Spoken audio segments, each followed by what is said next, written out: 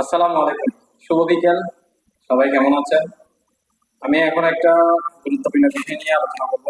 সেটা হচ্ছে এটা একটা খুবই ইনফরমেটিভ ভিডিও হবে, কারণ এখানে সব খুবই ইনফরমেশন দেওয়া থাকবে। এটা হচ্ছে যারা নতুন দেশ থেকে আসবেন, যারা নতুন ভিসা নিয়ে দেশ থেকে আসতেছেন বা নতুন বিদেশে আসবেন, তাদের জন্য তাদের জন্য প্রথমে হচ্ছে আপনারা যখন মেডিকেল দেন, তারপর ফিঙ্গার দেন।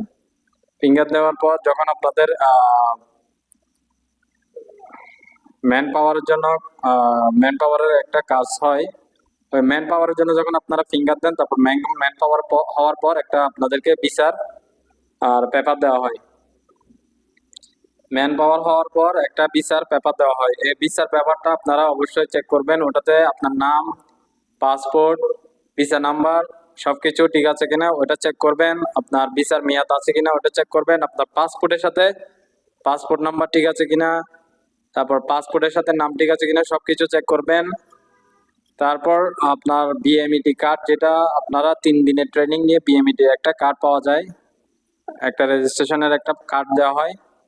ওইটা আপনার নাম ঠিক আছে কিনা, ছবি ঠিক আছে কিনা সবকিছু যাচাই করে নেবেন, কারণ এগুলো আসার সময় কিন্তু অবশ্যই আপনাকে চেক করবে এগুলো ঠিক আছে কিনা। তাই আমি এই ভিডিওটা আপনাদের জন্য নিয়ে আসছি, যারা নতুন আসবেন তাদের জন্য।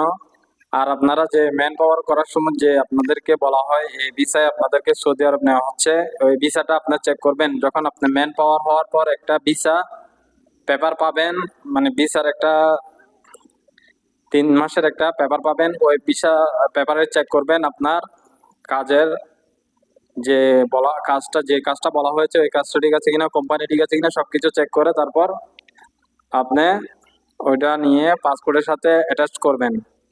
পাসপোর্টের মেয়াদ আছে কিনা ওটাও অবশ্যই চেক করবেন। পাসপোর্টের সবকিছু ঠিক আছে কিনা সব চেক করবেন।